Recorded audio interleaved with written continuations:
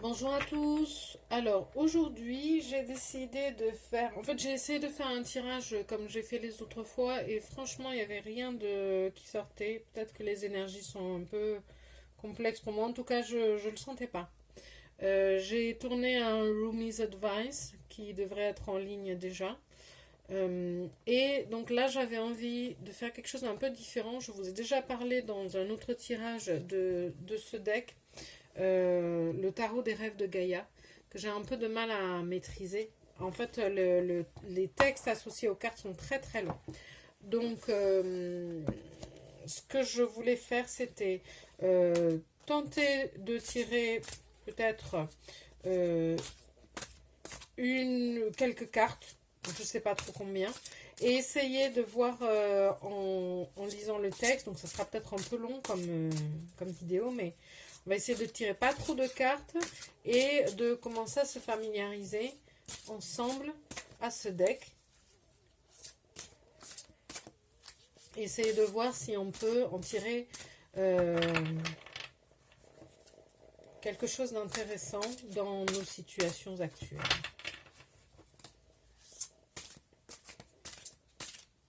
On va vraiment prendre le temps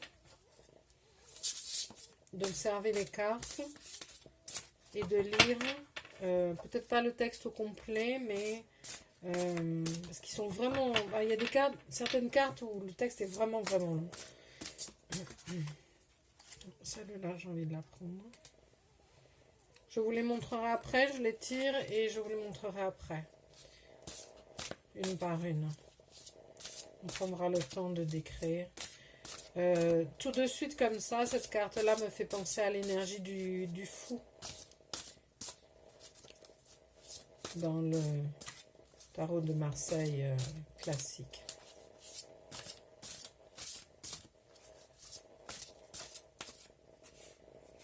On en a deux. Je vais pas prendre, pas faire de reverse, de reversals. Foi, on a 24 la foi, et là on a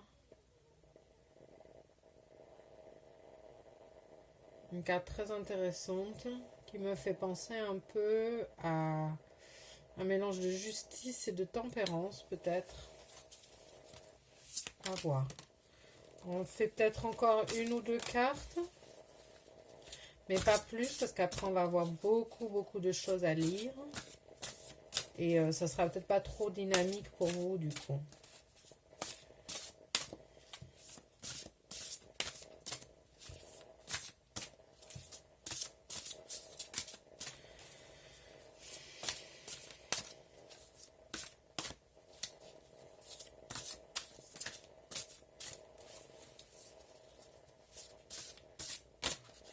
Ouh, celle-là a volé.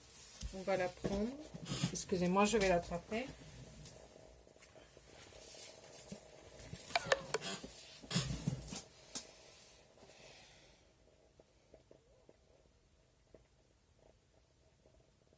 Un mélange entre la lune et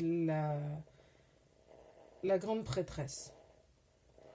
The High Priestess. En français, c'est pas la grande prêtresse, c'est la papesse. La papesse. La prêtresse, la papesse.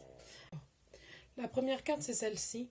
Comme je vous disais, elle me fait penser au fou dans le tarot de Marseille. Un homme avec un baluchon qui part à l'aventure.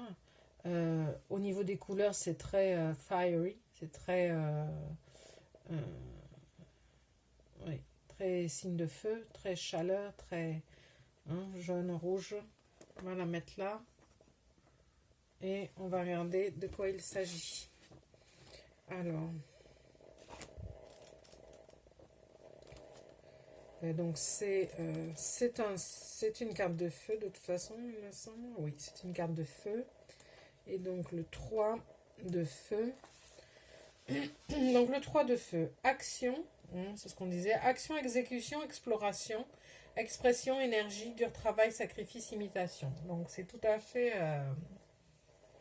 l'énergie du fou. Euh, Alors, la signification. Avez-vous une idée ou un projet créatif que vous aimeriez entreprendre? Le 3 de feu représente le sacrifice nécessaire pour pouvoir mettre en œuvre nos projets et nos objectifs. Lorsqu'on passe à l'action, on se retrouve souvent à explorer les chemins pris par ceux qui nous ont précédés pour découvrir et décider de la meilleure façon de concrétiser nos idées. Mais cette exploration peut éveiller en nous des idées nouvelles en rupture avec la tradition. Donc c'est tout à fait l'esprit du fou, hein. Quelque chose d'ancien est imaginé autrement et se trouve exprimé par un esprit ayant un point de vue original qui le rend pertinent pour le présent. Concrétiser ces nouvelles idées demande des sacrifices, de l'engagement et du dévouement. Un acte de foi. Donc c'est le fou qui fait un acte de foi et qui s'en va à l'aventure pour trouver de nouvelles idées voilà, aller vers de nouvelles aventures. Cela veut dire s'écarter de ce qui a été essayé et qui est fiable, sûr et sans danger, et se lancer dans l'inconnu avec une foi et une implication absolument aveugle. Cela veut dire de donner la priorité à ses objectifs et de s'éloigner de ce qui nous distrait ou pourrait empêcher de les finaliser. Cela signifie travailler dur et ne pas prendre de raccourcis pour accélérer le processus. Cela veut dire de comprendre que ce que vous créez sera égal à ce que vous y avez investi et à ce que vous souhaitez y investir. Le 3 de feu vous fait également savoir que c'est à présent un bon moment pour explorer et expérimenter les choses sur un plan pratique. Servez-vous de vos mains et de votre esprit pour pratiquer, affiner et perfectionner vos compétences et vos capacités dans ce que vous créez et faites que sa confection soit toujours au mieux de vos possibilités en reflétant authentiquement votre passion et votre implication.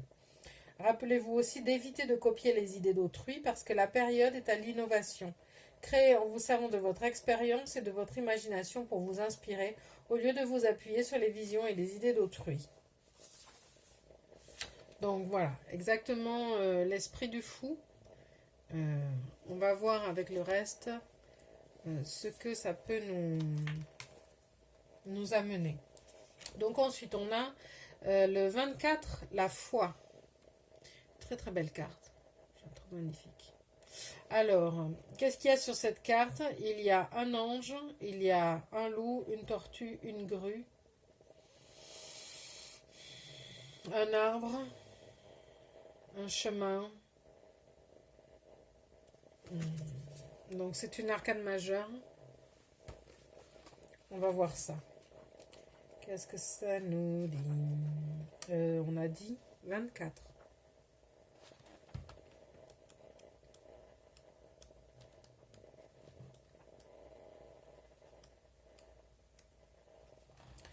Alors, les mots-clés: foi, croire en soi, confiance, confiance en soi, connexion divine, sérénité, sans remettre. Donc, avec le fou, hein, c'est vraiment... enfin, je l'appelle le fou, mais c'est le 3 de feu. Avec le 3 de feu, c'est vraiment l'acte de foi, se lancer avec confiance. Donc, la signification: avoir la foi, la 7e des cartes d'influence, est quelque chose de magnifique. Cela inspire un sentiment de sérénité que rien ne peut ébranler. Avec la foi vient un niveau de confiance en soi qui vous rend capable de triompher de tout ce que la vie vous envoie. Croire en soi vous donne confiance en vous lorsque vous rencontrez des situations nouvelles qui vous mettent au défi. À l'extérieur, en société, vous êtes à l'aise en étant simplement vous-même. Croire en vous vous permet d'apprécier davantage la vie parce que vous êtes moins troublé par le sentiment d'insécurité. En ayant foi en vous-même et dans vos capacités, vous avez davantage de chances de réussir une carrière, vous êtes plus confiant quand vous prenez des risques mesurés, vous êtes en meilleure santé et plus heureux parce que vous êtes moins sous pression ou dans un stress mental et émotionnel. En retour, vos relations avec les autres sont elles aussi meilleures. À l'opposé, si nous ne croyons pas en nous ou si nous manquons de foi, cela peut se voir dans notre humeur, la façon dont nous parlons de nous, le langage de notre corps et nos actes. Sans la foi et la foi en nous-mêmes, chaque décision que nous prenons peut devenir un processus épouvantable. Si vous ne pensez pas que vous allez réussir ou bien faire, alors malheureusement, il y a de bonnes chances pour que ce soit le cas. Le doute et le manque de foi engendrent les erreurs, la procrastination et l'auto-sabotage. Mais ne croyez pas que vous êtes sans importance. Sachez-le, vous êtes quelqu'un, vous êtes unique, vous avez des dons, vous avez des forces, vous avez des talents. Vous avez l'éclat de votre potentiel et si vous croyez en vous-même, vous allez briller. Une petite conviction peut faire beaucoup de chemin. En ayant la foi et en croyant en soi, on peut accomplir de grandes choses et même des miracles. Alors ça, c'est une carte où il y a le passé, le présent et le futur. Et comme c'est plutôt j'ai demandé un bilan actuel, je vais lire le présent. Croire en soi demande un petit effort de pratiquer l'introspection. Pour accroître la foi que vous avez en vous, vous devez savoir qui vous êtes et examiner avant tout pourquoi vous manquez de confiance et de foi en vous-même. N'avez-vous ni certitude ni assurance sur le chemin que vous suivez? Avez-vous le sentiment que tout ce que vous faites n'est pas assez bien? La carte de la foi dans la position du présent vous demande d'avoir foi. Croyez que vous êtes suffisamment bien. En fait, vous n'êtes pas seulement suffisamment bien, mais qui vous êtes est absolument suffisant.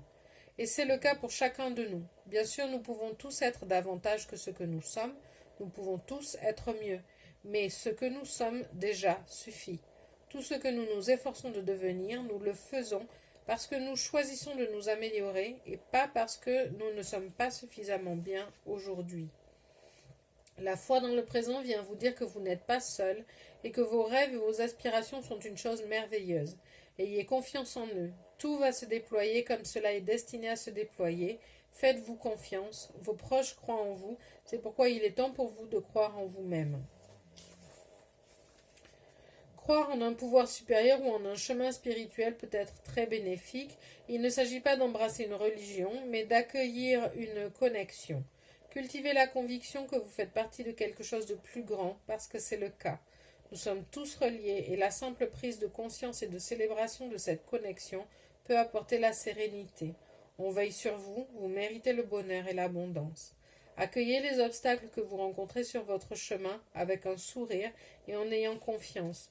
Vous êtes suffisamment fort pour en triompher et continuer à avancer. Oui, la vie semble vous offrir des moments de douleur qui vous brisent le cœur, mais si vous avez foi en vous-même et dans le divin, vous allez traverser ces périodes plus facilement. Avoir foi amène la sérénité et l'assurance qui permet de faire confiance et de suivre le courant de la vie. Lorsque vous avez foi, le choix se fait avec facilité et clarté. Il est inutile de se battre, de contrôler ou de lutter parce que vous êtes confiant. Vous savez que vous vous dirigez dans la bonne direction. Ayez foi.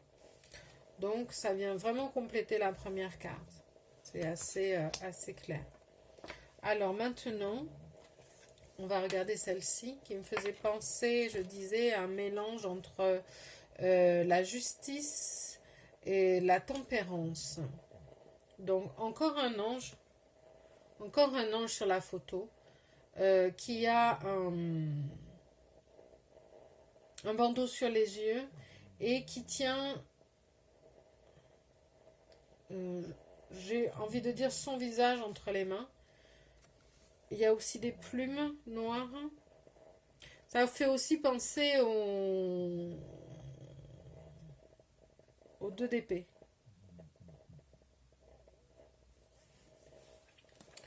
Alors, c'est une carte d'air.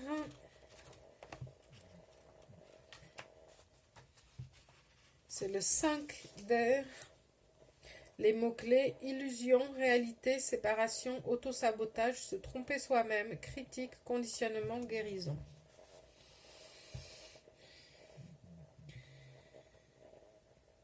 Le 5 d'air représente un conflit entre ce qui est réel et ce que l'on croit. Il concerne le besoin d'être honnête et le courage d'abandonner une illusion sur soi que l'on garde afin de se cacher et se protéger d'une réalité douloureuse. Cette réalité douloureuse peut être de celle que l'on choisit de nier, mais même ainsi son influence peut continuer à créer une dissonance dans notre vie et à œuvrer d'une façon corrosive qui éveille des pensées conflictuelles, le désir d'éviter les choses ou de les reporter, et un éventuel autosabotage dans nos initiatives. Donc je dirais que c'est un avertissement par rapport aux deux autres d'avant, le 3 de feu et la foi. Il y a un nouveau projet, il faut que vous ayez foi en vous, mais il faut aussi que vous soyez lucide par rapport à vous-même, il faut qu'il y ait une introspection. Il y a ce côté d'introspection, il ne faut pas vous avoir foi en vous, mais pas vous mentir à vous-même. Euh, J'en étais où?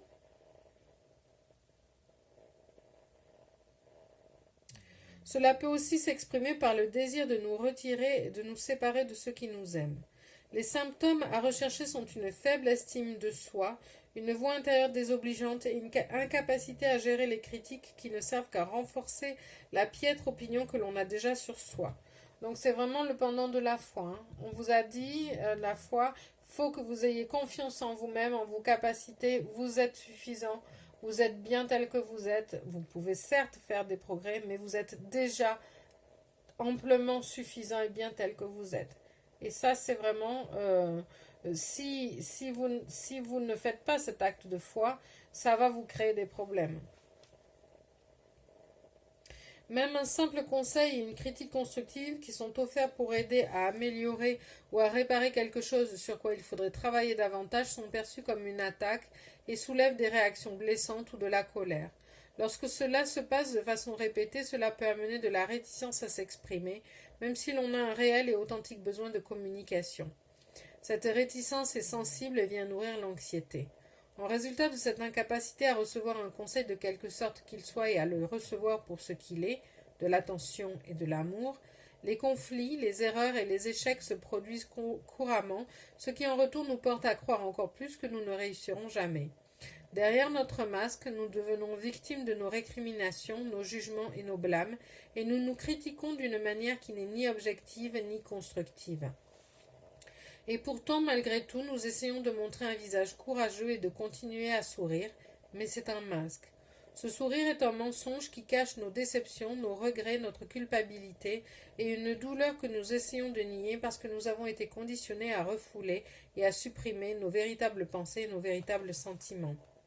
Si la carte du 5 d'air apparaît dans votre tirage, c'est dans son principe une intervention bienveillante. Enlevez le masque et le cache qui sont sur vos yeux.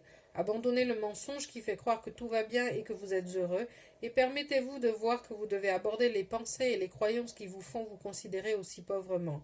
Il est temps pour vous de voir et de faire face aux démons intérieurs qui vous ont fait croire que vous êtes sans valeur et que vous ne méritez ni le succès ni le bonheur. Faites tomber le masque et montrez-vous votre être véritable, vos blessures et tout le reste. Regardez les pensées et les croyances qui vous font du mal, remontez à leur source et donnez-vous l'occasion de guérir. Permettez aux autres de vous aider. Vous n'êtes pas seul et vous êtes aimé. Comprenez que le conseil et la critique constructive que les autres vous offrent ne sont pas censés vous limiter et vous blesser, mais sont là pour vous aider à guérir et à grandir. C'est très complémentaire de la carte d'avant de la foi. Et on va terminer avec le 7, je pense que c'est d'eau. Le 7 d'eau. Alors le 7 d'eau me fait penser à la lune. Hein. Et comme je vous disais, à la lune et à